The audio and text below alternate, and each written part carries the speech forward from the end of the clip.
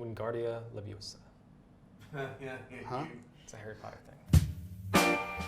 This Week in Gear is presented by Crown and Caliber, the smarter way to buy or sell a luxury watch. All right, Tucker, 3.5 years later, iPad mini. We got an iPad mini. It's out. An iPad mini. It's out. It looks just like the old one. It is just like the old one. It's actually, that's the funny thing about this product. It looks exactly like an iPad, and in many ways, it feels like an old iPad. It's got the same form factor. It uses the same generation. We're still using an iPad Pencil 1. Yes, it still charges like a Stingray. Like you put it in there and it'll charge, boom. This feels like an unremarkable product. The only cool, it's got upgraded specs. It's got new chipset, new display. But the coolest thing about this is its size. 7.9 inch display rather than the 9.7 inch, and it just is easy to carry. It's an incremental upgrade, but it does have the newest processor, the A12 in it. But the thing I love about the iPad mini is it knows what the hell that it is. Yeah. Because with the iPad Pro, you're trying to, is this a laptop replacement? Yeah. Even with the iPad, it's just an iPad. Yeah. And it's for the people that really loved it to just say, hey, I want something that's not a phone, but it's not a laptop. Yeah, I think it's easy to overthink this. I think in many ways, Apple just is killing it with the iPads. They make by far and away the best tablets, and this and then the new iPad Air, they're just giving people a different option. Saying, hey, if you want a different size, you can get a different size. It can basically do the same thing as the 9.7 inch and the iPad Air. They're all relatively similar, but they just give you a different size option. And people, frankly, like the size option. It's a great size. No, it's a perfect size. Yeah. It's one that you can technically put into a pocket. You can two-finger type on it, or the split keyboard type, which is like my favorite thing. It's got all the features that you want. I still love Touch ID. I don't necessarily need a Face ID for an iPad. And the price on this is? It's $399, which is a step up from the $329 of their best-selling. This is their best-selling iPad. Just the bog standard iPad. They basically can do the same thing, like Apple Pencil support. But only first-generation iPad. Yeah, Pencil support, first generation. which is a little difficult to hold. Yeah, and the way it charges off. it's frustrating for a lot of people, I'm sure. This is what Apple does. It incrementally upgrades their computers and all their devices. Yeah, it's a great iPad. It's small. People will love it.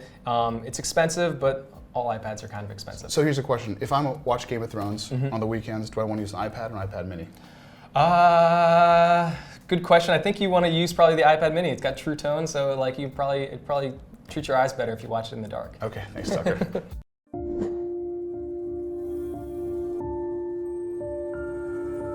In 1989, Nike brought us a new line of shoes with a simple idea: bring performance athletics to the great outdoors. Nike called it ACG, All Conditions Gear. And in the nearly 30 years since we were first introduced to icons like the Son of Lava Dome and the Aquasock, ACG has come to define the company's effort to get urban athletes out of the city and into the outdoors. This is its latest shoe, the new ACG React Terra Gobi. For the first time, Nike has brought React foam technology to an ACG shoe.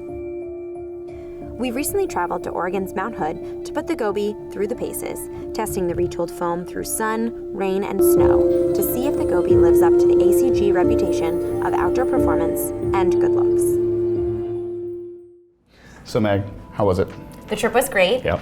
We were in Portland and got to go up to Mount Hood, test out these new shoes in kind of all conditions, as they are called, all conditions gear.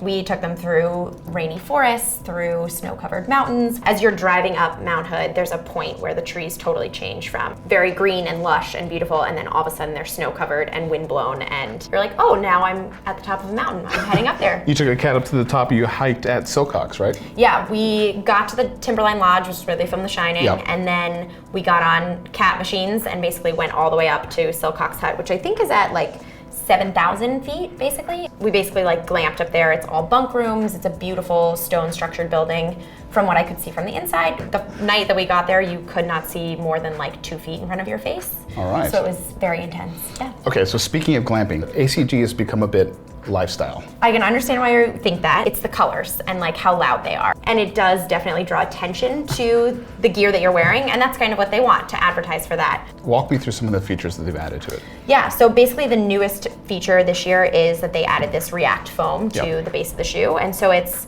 the same foam that we've seen in kind of the Epic React, which launched early last year, and then the Odyssey React sneakers as well. And they retooled that foam for this shoe, right? Yeah, so basically what they changed, you can still see the foam in all the white here, and then they added these 2 sticky rubber medial plates up here, which they're actually labeled. If you look really close, you can kind of read along the the black rubber there. At the top it says sticky rubber, and then in the it's bottom, labeled. yeah, it's really helpful. And then at the bottom and top, the two, toe and heel lugs, you can see that it says hard rubber.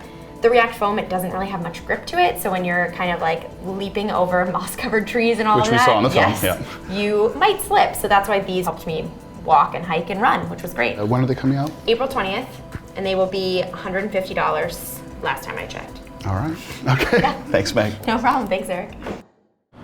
So this is the Artisan Revere Chef's Knife. Bought it for $249 on Kickstarter. I bought it for one very nerdy reason, and it is mostly this little soft curve you see on the bottom of the knife. I have small hands. It fits my hand perfectly. Kind of lets you choke up on the knife. Most Japanese style knives that are nice and light and thin have a hard edge right here, which gives me a blister. Most Western style knives are thick and heavy, and even if they're ergonomically focused, they still don't really fit my my cutting style well. This also has a nice handle, a nice curved ergonomic handle that most Japanese style knives will not have. This Week in Gear is presented by Crown & Caliber, the smarter way to buy or sell a luxury watch. And until May 31st, Crown & Caliber is offering This Week in Gear viewers $175 towards a purchase at crowncaliber.com/Gear Patrol. All right, Nick Caruso. Yeah. You drove the Cadillac CT6 Super Cruise. Okay, yeah. So Wait, am I getting the name right? Is it you the are. CT6? No, so Okay, that all right. in reality, the Cadillac CT6 drove me. It did? See what I did Well, there? it's the SC stands for Super Super Cruise. Cruise. It's all yeah, about yeah. Super Cruise. So Super Cruise is Cadillac's autonomous driving tech. Like autopilot in the Tesla? Oh, it sets itself alone because it is the only truly hands-free.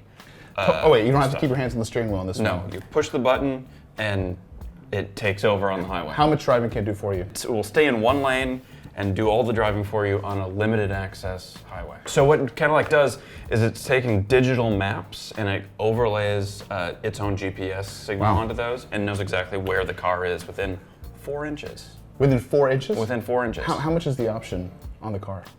The option? the Oh, that's Super Cruise. I'm so glad you asked. This package alone cost $6,000. Okay. $6,000 is not that bad. 50,000 base, but you drove it 83,000 tested, which means you added exactly 60% more in options on that car. Yeah. Okay. course. All right. How else would you- What are you getting for exactly one more Cadillac? You're getting a 404 horsepower, twin turbocharged, 3-liter V6. Okay. You would like this, the Panerai, the Panerai audio system? Yeah. Great stuff. It's got 34 speakers. 34 speakers. Yeah. And then Second. 34 speakers. You get to, you carry some with you. You How put are them they? in. 34 speakers. Yeah. I mean, like, is there one in the visor? Everywhere you look, put something in the glove box. All right. Okay. We 34 speakers. Why is there a speaker on the brake pedal? Yeah, exactly. All right, so here's a question though. For 50,000 base, $83,000. If you're looking for an executive level, like 7 Series size, domestic flagship sedan, Right. is this the car? You weigh this against the Lincoln Continental, which I love a lot. Cadillac is not my style. I think their styling is a little aggressive and sort of like I like it. not really my cup of tea, but this is a great car. But the point here is the Super Cruise, right? This is for someone who is on the highway a lot, and it does a very good job. It's weird, but yeah. it does a good job. And needs 34 speakers. Chandler, here we go. Oh golly. You guys ready? I got a bunch of questions for you. I'm trying to get out of here. I know, let's do it. Okay. Come on in. I'm trying to get out. Don't rush me. It's my job to rush you. Okay, here we go. right. We are on the way. right. The longest you've gone without a shower. 3 weeks. Oh, geez, the best energy snack. RX bars. Okay, longest trail ride and a bike.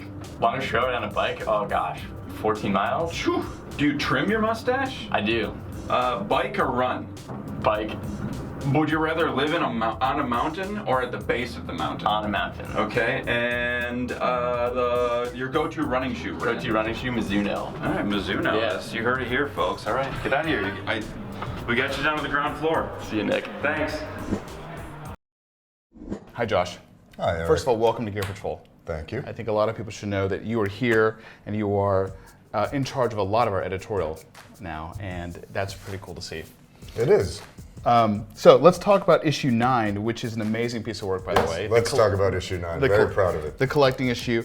First of all, this is a total re-architecture of our magazine. Sure. So we start in front, and that is what we call the guide, and that is really just pure Gear Patrol. This is like the coolest stuff out there. Yep. Contextualized, some storytelling behind it. And then we move into features, which is, as you know, feature stories, some of the bigger, more in-depth narrative around the theme, which is collecting for issue 9.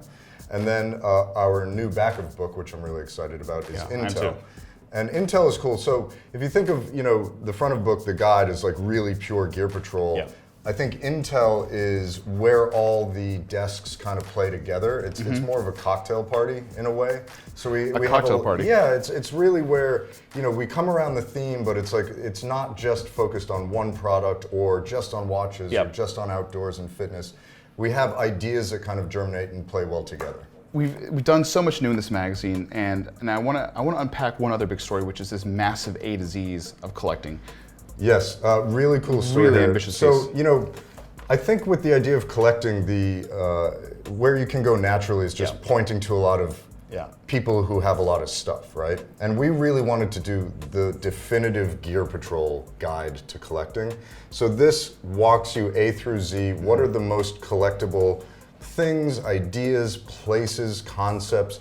It is really more than just about stuff, but there is a lot of great stuff in there. So everything from the Air Force One being kind of the most collectible sneaker in the world, all the way through to a little bit about Hasselblad, to the joy of the junk drawer. Like, this is almost a primer on all the different ways you can think about collecting.